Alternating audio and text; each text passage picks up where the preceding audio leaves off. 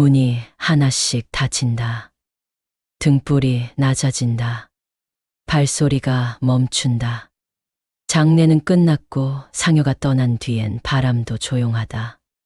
그녀는 죽기 전에 말했다. 나는 버려졌다. 내 억울함을 기억해라. 그 말이 사라지지 않았다. 오늘 밤 이 집은 잠들지 못한다. 애기.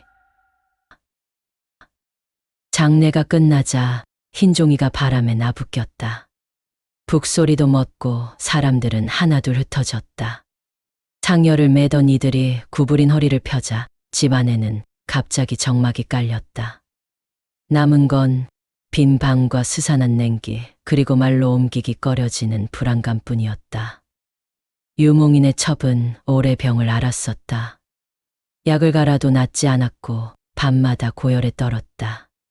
마지막 날 그녀는 쉰 목소리로 말했다. 나는 버림받았어. 억울해. 절대로 잊지 않을 거야. 그 말을 들은 이들이 있었지만 누구도 답하지 않았다. 다만 다들 장례 절차만 확인했다. 사흘째 밤. 안채 방문이 혼자 움직였다. 덜컥 닫히고 곧바로 덜컥 열렸다. 창호지에는 바람 자국이 없었지만 공기는 차갑게 식어 있었다. 부엌에 있던 하녀가 비명을 질렀다. 마님, 여기 방금 발소리가 지나갔습니다. 하녀는 발목을 감싸 쥐고 떨었다. 얼음이 닿은 것처럼 시려요. 유몽이는 처음엔 미신이라 여겼다.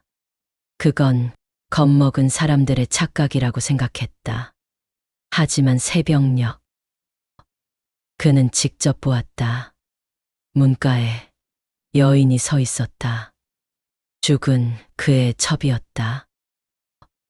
젖은 머리칼이 어깨를 덮고 흰옷은 물에 젖은 천처럼 늘어졌다. 눈동자는 초점을 잃었고 입술은 오래 태운 수처럼 검게 말라 있었다.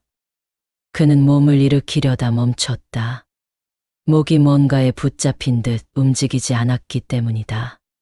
그런데 그가 눈을 감았다가 다시 떴을 때 그 자리는 비어 있었다. 그날 이후 아이에게 열이 올랐다. 잘 웃던 아이였는데 밤마다 헛것을 보고 울었다. 손등에는 누군가 움켜쥔 듯한 자국이 남았다. 하인 하나가 마당에서 쓰러졌고 의원은 맥이 탁하다고만 했다. 부엌의 국은 끓어도 향이 돌지 않았다. 모두들 밥상에 앉아도 젓가락을 들고 싶어 하지 않았다. 집안 공기는 하루가 다르게 무거워졌다. 방마다 등불을 밝혔지만 어둠이 한 겹 남은 듯했다. 밤이면 처마 끝에서 물방울이 똑똑 떨어지고 비가 오지 않았는데도 물방울이 맺혔다. 사람들은 낮은 목소리로 말했다. 죽은 첩이 원기가 되어 돌아왔다. 소문은 담을 넘어 퍼졌다. 해가 지면 동네 사람들은 발걸음을 재촉했고 아이 울음소리가 들리면 어른은 입을 막아 조용히 시켰다. 유몽인의 집 앞은 아무도 얼씬도 하지 않는 정막이 흘렀다. 집신장수도 서당길을 오가던 아이들도 보이지 않았다. 유몽인은 서책을 펼쳤지만 글자가 눈에 들어오지 않았다. 상소문 문장을 몇 줄 옮겨 적다가 마음이 답답하여 붓을 내려놓았다. 그는 마음을 정리하기로 했다. 도망치지 말고 기록부터 시작하자. 작은 종이를 꺼내 날짜와 시각을 적었다. 방문이 움직인 시간, 울음이 들린 자리, 아이의 열, 하인의 쓰러짐, 하녀의 비명. 숨기지 않고 모두 적었다. 닷새째 밤, 우물가의 물이 이유 없이 끓어올랐다.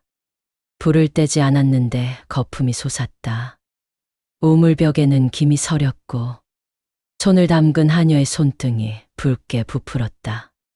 장독대 뚜껑이 스스로 들썩거리더니 간장 냄새가 밤 공기와 섞였다.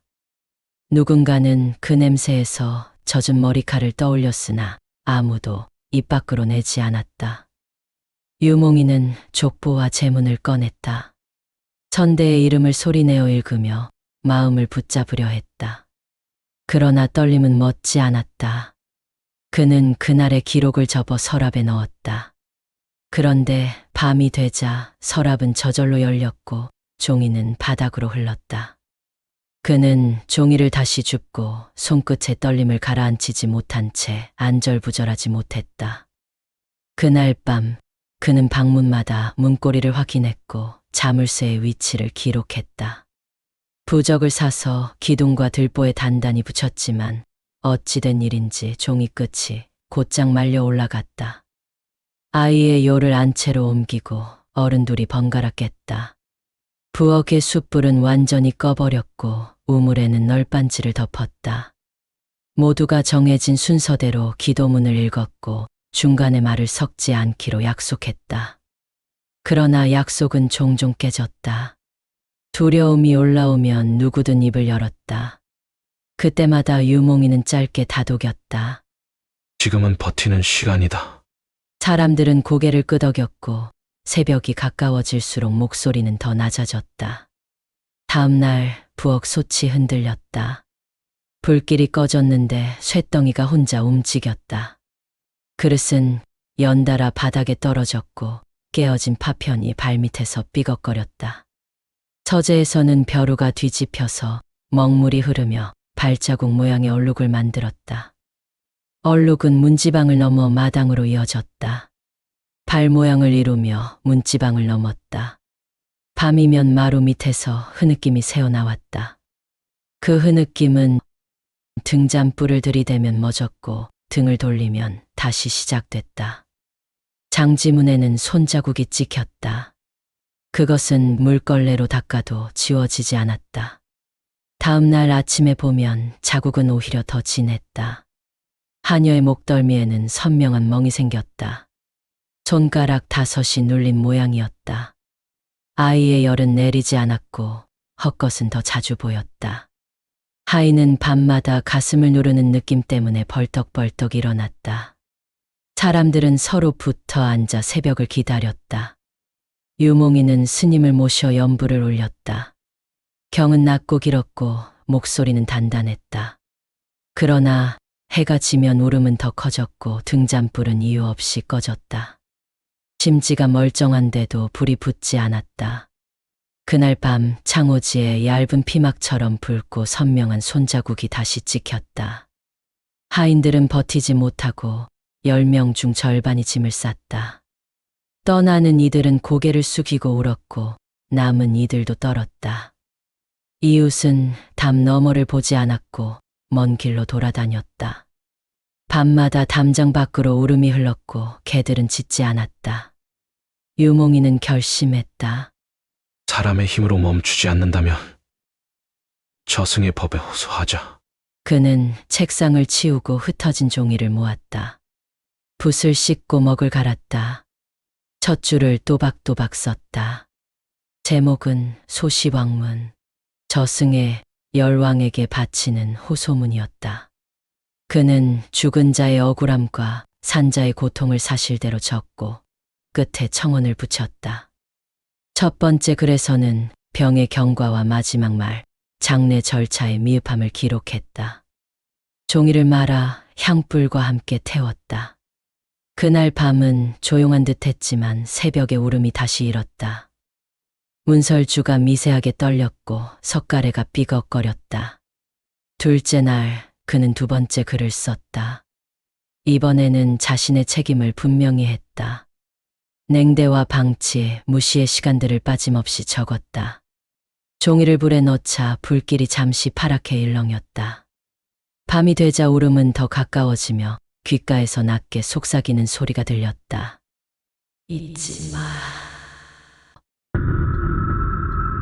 셋째 날. 마지막 글을 쓰기 전 그는 몸을 씻고 옷을 갈아입었다. 마당에 무릎을 꿇고 자신의 이름과 첩의 이름을 3번씩 불렀다. 그 자세로 한참을 있다가 서재로 들어가 마지막 글을 적었다. 죄를 받아들이겠다고 적고 남은 식구만 살려달라고 청했다. 한자 힘을 주어 끝까지 새겼다. 종이를 향로 위에 올리자 불길이 둥글게 말려 올라갔다. 먹 냄새가 은은하게 번졌고 타들어가는 소리가 짧게 났다. 그 순간 서재의 한기가 빠져나갔다. 숨을 막던 냉기가 사라지니 등이 젖어 있었다는 걸 뒤늦게 알았다.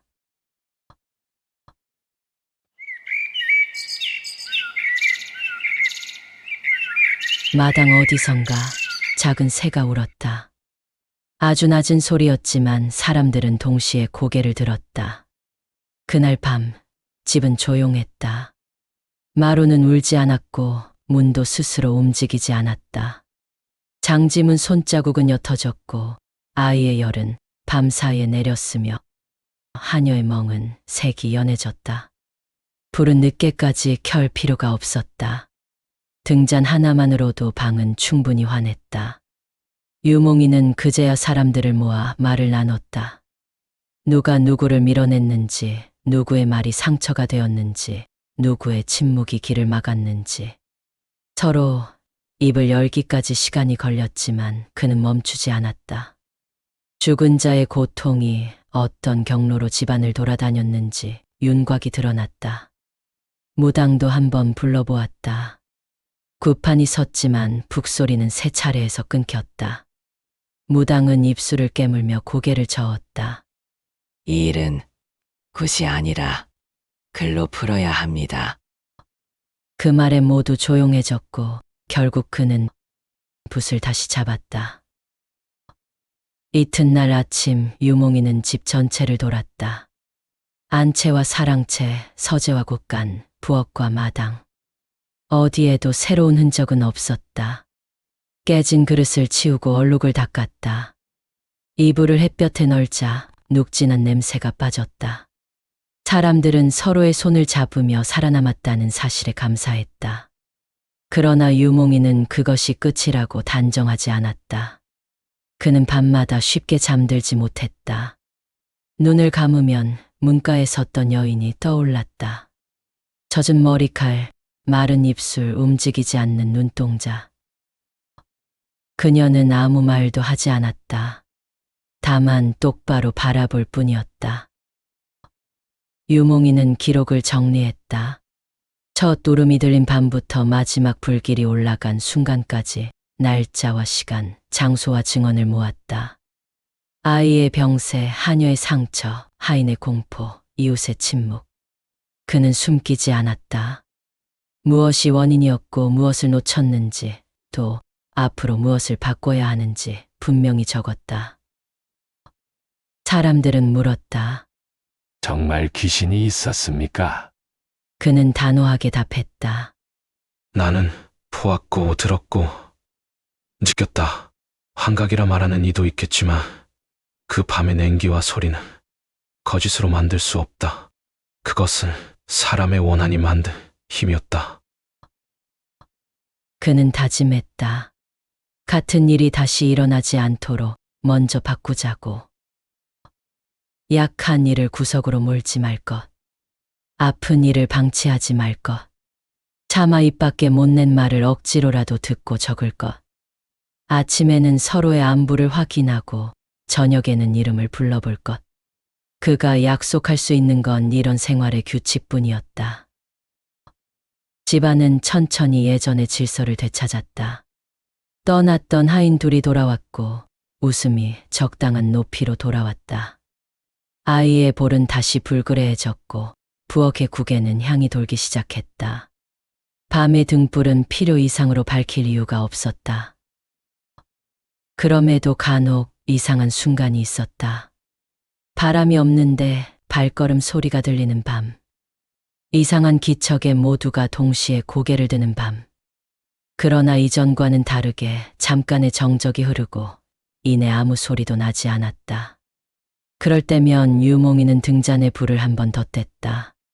창호지를 쓸어내리고 문고리를 확인했다. 그리고 하늘을 잠시 올려다보았다. 별은 맑았고 달은 얇았다. 그는 마지막 기록을 남겼다. 죽은 자의 원한은 산자의 허리를 꺾는다.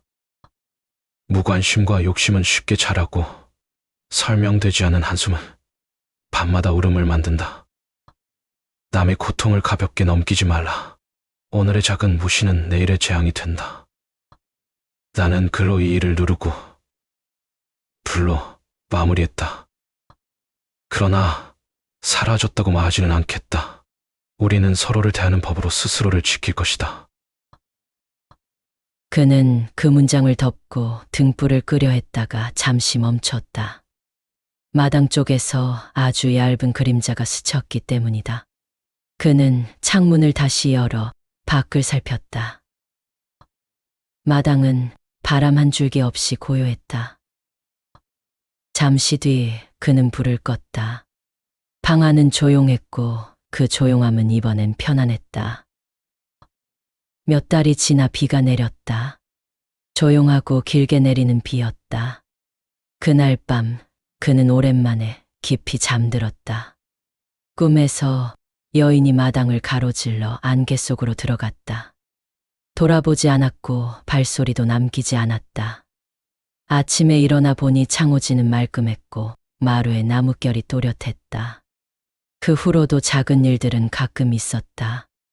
새벽에 종이 한 장이 문틈으로 들어왔다가 바람도 없는데 다시 나가는 순간들. 옷걸이에 걸린 겉옷이 이유 없이 흔들리는 밤들. 사람들은 그때마다 서로의 이름을 불렀다.